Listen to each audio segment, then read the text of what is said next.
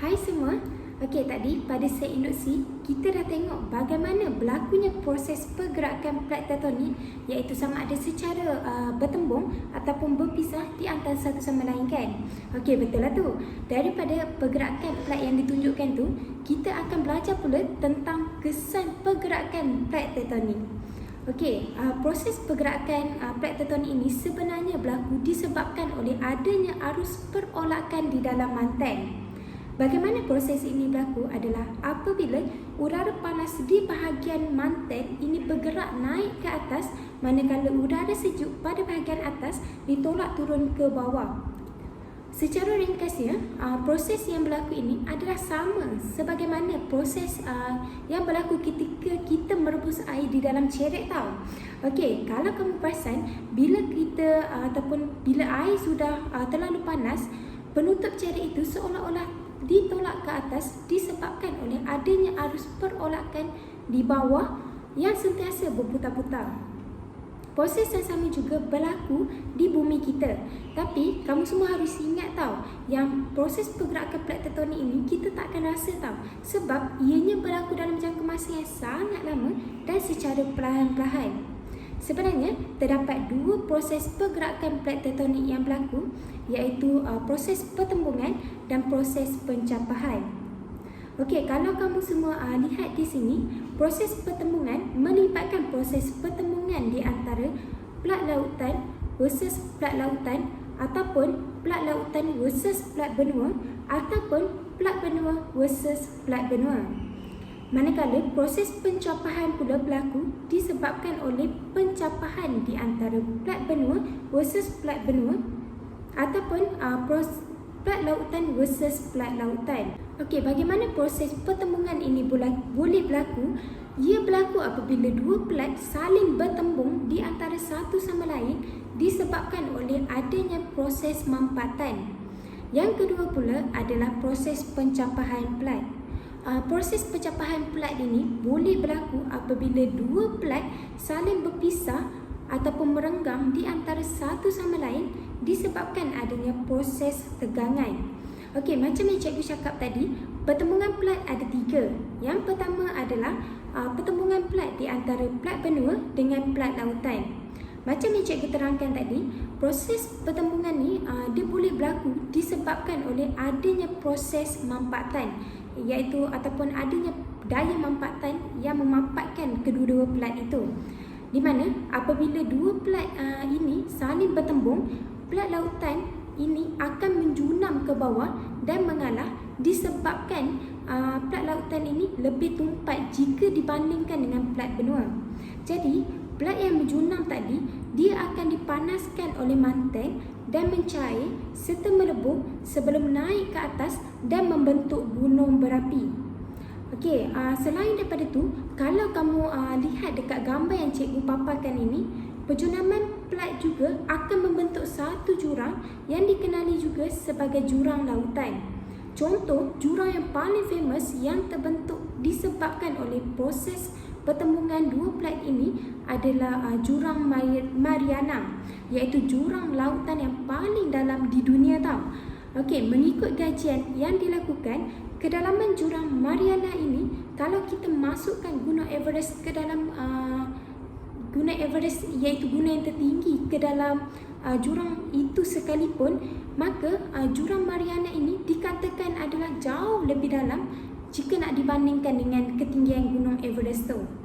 Okey, pertembungan yang kedua pula adalah proses ataupun pertembungan di antara plat benua dengan plat benua. Dalam proses pertembungan ini, tiada plat pun yang akan menjunam ke bawah seperti pertembungan di antara plat benua dengan plat lautan. Okey, untuk memudahkan kamu semua faham, dekat tangan cikgu ni ada satu kertas. Dan kamu anggap je belah kiri dan kanan cikgu ini adalah plat benua. Di mana apabila kedua-dua plat ini saling bertembung di antara satu sama lain, maka ia akan membentuk satu lekukan ke atas. Lekukan yang terbentuk inilah yang dipanggil sebagai banjaran gunung lipat. Okey, di mana kalau kamu faham proses pertembungan ni yang cikgu cakapkan tadi melibatkan proses mampatan kan. Okey, proses mampatan inilah yang akan menolak dan memampatkan kedua-dua benua untuk membentuk satu lekukan ke atas lah. Macam tu. Okey, ini juga cikgu ada tunjukkan satu video bagaimana banjaran gunung lipat itu terbentuk disebabkan oleh proses pertembungan dua plat benua. Okey, baiklah. Di sini juga cikgu ada paparkan gambaran banjaran Himalaya yang merupakan antara kesan pertembungan plat benua dengan plat benua.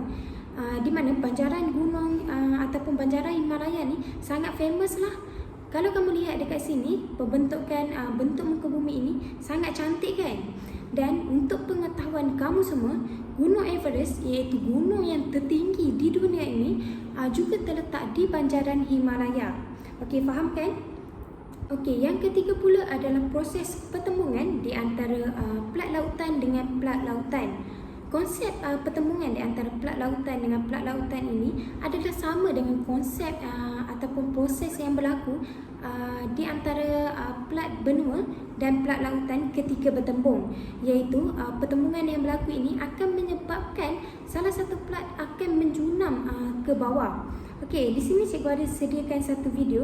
Okey, kalau kamu tengok dekat sini, macam biasa, plat yang menjunam ke bawah akan ditolak ke dalam mantel dan menyebabkan berlakunya proses pencairan dan peleburan plat.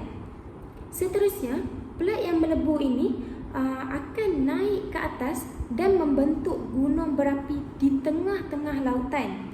Semakin lama dan semakin banyak proses ini berlaku, maka semakin banyaklah gunung berapi akan terbentuk di tengah-tengah lautan dan dikenali juga sebagai akar pulau. Okey, kalau kamu tengok dekat sini, ni adalah antara contoh akar pulau yang famous dekat dunia ataupun dekat mana-mana lah, dan pernah terbentuk disebabkan oleh proses pertembungan di antara plat lautan dengan plat lautan, iaitu antaranya di Kepulauan Hawaii dan Kepulauan Jepun. Kalau kamu lihat dekat sini, banyak deretan gunung berapi yang terbentuk di sepanjang kepulauan tersebut. Okey, kita tengok pula proses pencapahan. Okey, macam yang cikgu cakapkan tadi, proses pencapahan ni senang je sebenarnya untuk kita faham. Di mana ia merupakan proses di mana dua plat saling berpisah ataupun merenggang di antara satu sama lain disebabkan oleh adanya daya tegangan. Okey, kita tengok dulu pencapahan di antara plat lautan dengan plat lautan. Apabila dua plat ini bercapah ataupun menjauh di antara satu sama lain, apa yang akan berlaku tu adalah terbentuknya satu ruang kosong di bahagian tengah lautan ataupun di bahagian tengah renggangan dua plat tersebut, di mana ruang-ruang kosong yang wujud ini akan dipenuhi oleh magma daripada mantel-mantel yang panas dan disejukkan. Apabila magma ini disejukkan, ia akan membentuk satu pematang tengah lautan. Okey, dekat sini cikgu ada tunjukkan contoh pematang tengah lautan yang paling popular dan terpanjang di dunia, iaitu pematang tengah lautan Atlantik. Okey, kamu boleh tengok dekat gambar rajah ni, panjang pematang tengah lautan yang terbentuk di kawasan sini disebabkan oleh proses pencapahan di antara plat lautan dengan plat lautan. Okey, kedua pula adalah proses pencapahan di antara plat benua dengan plat benua. Sama saja seperti pencapahan plat lautan dengan plat lautan, di mana proses pencapahan yang berlaku ini akan menyebabkan plat benua ini ataupun dua plat benua ini akan menjauh di antara satu sama lain. Penjauhan yang berlaku ini disebabkan oleh adanya daya tegangan yang menolak ataupun menarik plat benua dengan plat benua ni untuk merenggang di antara satu sama lain, di mana rekahan ataupun tegangan yang berlaku ini akan mewujudkan ruang-ruang kosong di bahagian tengah plat benua, iaitu di antara dua plat benua ni lah. Ruang-ruang kosong ini juga akan dipenuhi oleh magma daripada mantel, dan magma-magma ini akan disejukkan dalam tempoh masa tertentu. Apabila magma ini menyejuk, ia akan membentuk satu lurah gelinciran. Okey, di sini cikgu tunjukkan contoh-contoh kesan ataupun bentuk muka bumi yang terhasil hasil daripada proses pencapahan dua plat benua, iaitu lurah gelinciran di Afrika Timur. Okey, kita tengok pula kesan-kesan pergerakan plat tektonik. Okey, kesan pergerakan plat tektonik yang berlaku di negara-negara yang berada di lingkaran lautan api Pasifik ni akan menyebabkan wujud beberapa fenomena alam seperti tsunami, gempa bumi dan juga letusan gunung berapi. Okey, kita tengok dulu fenomena yang pertama, di mana fenomena tsunami. Iaitu fenomena tsunami ni merupakan ataupun satu proses gempa bumi yang berlaku di dasar lautan dan berisiko tinggi untuk menghasilkan gegaran dan ombak besar, iaitu dipanggil sebagai tsunami yang akan membanjiri pesisiran pantai. Di mana tsunami yang berlaku ini akan menyebabkan berlakunya kemusnahan harta benda dan mengorbankan nyawa ramai penduduk di kawasan tersebut. Okey, ini merupakan antara contoh ataupun fenomena tsunami yang pernah berlaku.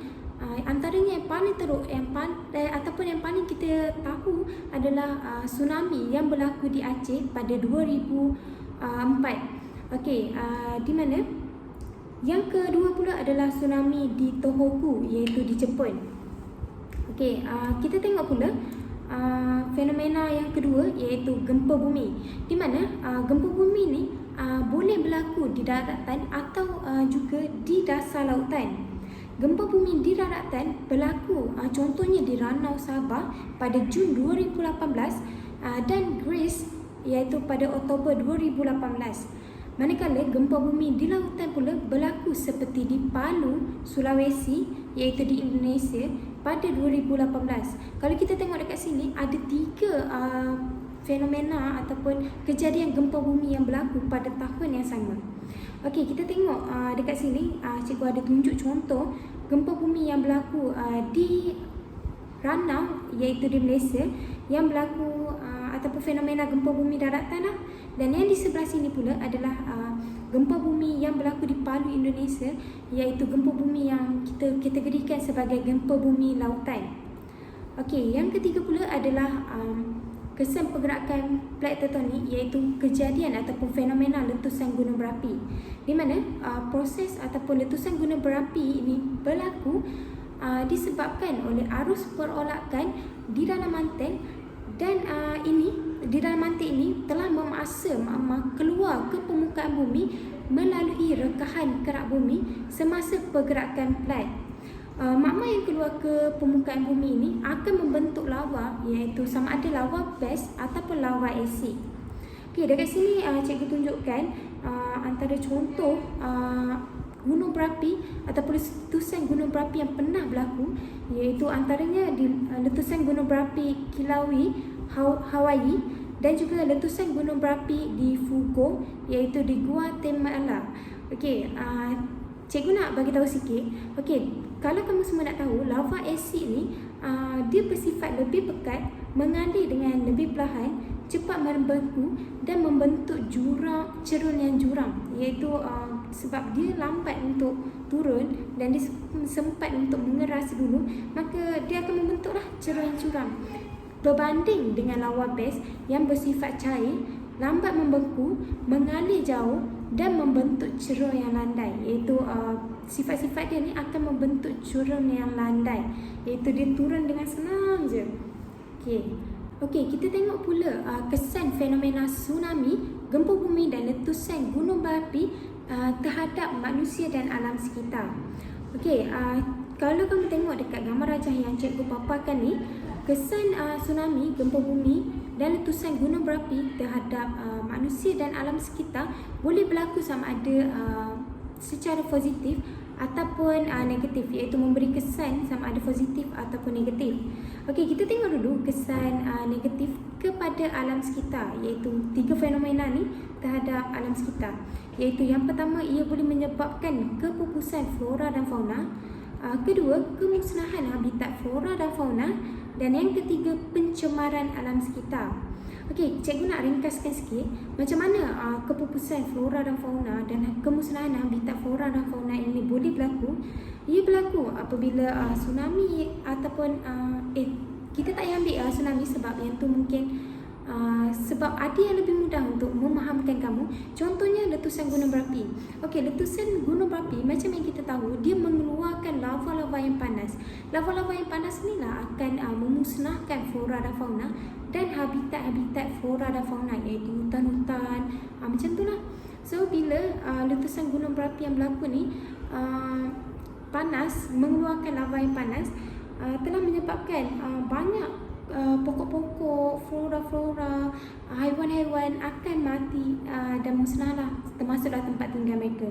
Contoh yang berlaku adalah seperti yang cikgu cakap tadi, contoh letusan gunung berapi yang berlaku di Hawaii. Kalau kita tengok pula tsunami pula boleh juga menyebabkan kemusnahan habitat flora dan fauna dan juga kepupusan flora dan fauna lah. Contohnya apabila berlakunya macam yang kita tahu, tsunami dia telah membanjiri pesisiran pantai. Di kawasan pesisiran pantai adanya kawasan-kawasan seperti hutan ataupun kawasan-kawasan tanaman, tempat-tempat habitat flora dan fauna. Apabila kawasan ni ditenggelami air, maka secara tidak langsunglah flora dan fauna ini akan musnah dan habitatnya pula akan musnah. Okey, dan secara tak langsunglah kita boleh kaitkan dengan pencemaran alam sekitar, di mana kesemua fenomena yang berlaku ini akan menyebabkan berlakunya pencemaran sama ada udara, air maupun tanah, di mana debu-debu asap yang mengandungi sulfur, debu dan juga habuk-habuk ini akan terampai dan menghasilkan pencemaran terhadap, khususnya terhadap udara dan air. Okey, kita tengok pula kesan positif kepada alam sekitar. Okey, yang ni satu je cikgu tunjukkan dekat sini. Antara kesan positifnya adalah perubahan landscape. Okey, kalau kamu tengok dekat gambar rajah yang cikgu tunjuk ni, Tasik Kulatoa ni sangat cantik kan? Betul tak? Okey, inilah antara kesan positif di mana berlakunya perubahan landscape. Okey, kalau kamu tengok dekat sini, letusan gunung berapi yang berlaku ni telah menyebabkan berlakunya perubahan landscape terhadap kawasan sekitar, di mana ia telah membentuk antaranya seperti tasik genaha yang menghasilkan pandangan yang menarik di kawasan sekitarnya. Contohnya macam yang cikgu cakap tadi, Tasik Kulatoa ataupun Tasik Siti Cidades, iaitu di Portugal.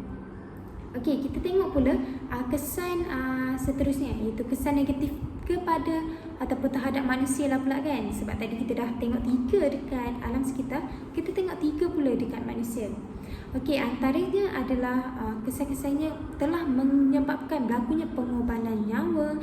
Kedua adalah kemusnahan harta benda, dan yang ketiga adalah kemusnahan kemudahan infrastruktur, di mana proses-proses yang ataupun fenomena yang berlaku ni telah menyebabkan berlakunya kematian. Kalau kamu tengok contohnya kejadian tsunami yang berlaku di Aceh telah menyebabkan berlakunya kematian beribu-ribu nyawa lah, disebabkan oleh air tsunami yang membanjiri kawasan-kawasan tempat tinggal penduduk. Okey, contoh selain daripada itu, cikgu boleh bagi juga contoh kejadian gempa bumi yang berlaku di Mexico pada tahun 2017 yang telah menyebabkan seramai 465 orang penduduknya terkorban.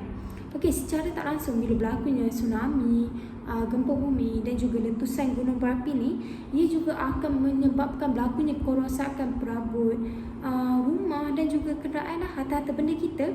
Okey, disebabkan oleh tsunami ataupun macam contoh letusan gunung berapi yang menyebabkan berlakunya pengeluaran lava ni, lava yang panas ni akan menyebabkan berlakulah kemusnahan ataupun pencairan barang-barang ataupun harta benda kita lah. Dia akan merosakkan harta-harta benda kita. Okey, kemusnahan kemudahan infrastruktur ni cikgu boleh kaitkan samalah dengan kemudahan harta benda, di mana contoh dekat sini kejadian tsunami, gempa bumi dan letusan gunung berapi yang melanda Jepun dan Indonesia pada tahun 2004 turut menyebabkan kemudahan infrastruktur. Di mana dekat sini dia bagi tahu terdapat kemudahan infrastruktur yang mengalami keretakan yang teruk dan ditenggelami air.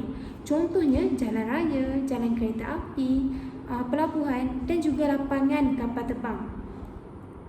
Okey, kita tengok pula kesan positif kepada manusia. Okey, antara kesan positif terhadap manusia daripada fenomena-fenomena yang berlaku ni adalah antaranya 3 benda, iaitu menggalakkan aktiviti pelancongan, menggalakkan aktiviti pertanian dan juga menggalakkan wujudnya sumber tenaga alternatif. Okey, menggalakkan aktiviti pelancongan ni senang sebab dia sama macam yang cikgu cakap tadi, iaitu kesan positif terhadap alam sekitar, di mana letusan gunung berapi yang berlaku ni akan membentuk satu pandan darat yang cantik dan menarik lah, yang cikgu terangkan tadi, iaitu macam contoh tasik kawah yang terhasil akibat letusan gunung berapi ni telah menggalakkan aktiviti pelancongan, iaitu aktiviti-aktiviti seperti berekreasi bersama keluarga ataupun melanconglah ke kawasan tersebut untuk menikmati pemandangan alam di kawasan tersebut. Okey, seterusnya adalah menggalakkan aktiviti pertanian. Okey, kalau kamu tengok dekat sini, tanah gunung berapi yang mengandungi lava base sesuai untuk aktiviti pertanian. Contohnya penanaman kapas di dataran tinggi di Chen, iaitu di India, dan penanaman padi secara teres di Pulau Jawa, iaitu di Indonesia. Okey, kita tengok pula kepada sumber tenaga alternatif.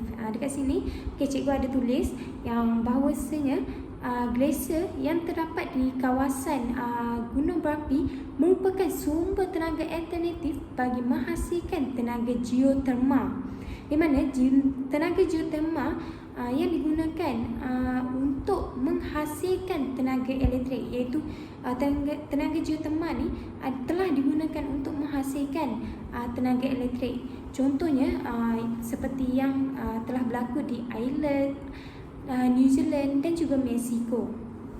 Okey, daripada penerangan yang telah cikgu berikan ni, jom kita masuk pula ke sesi yang seterusnya, ke pembelajaran yang seterusnya. Jangan left, okey?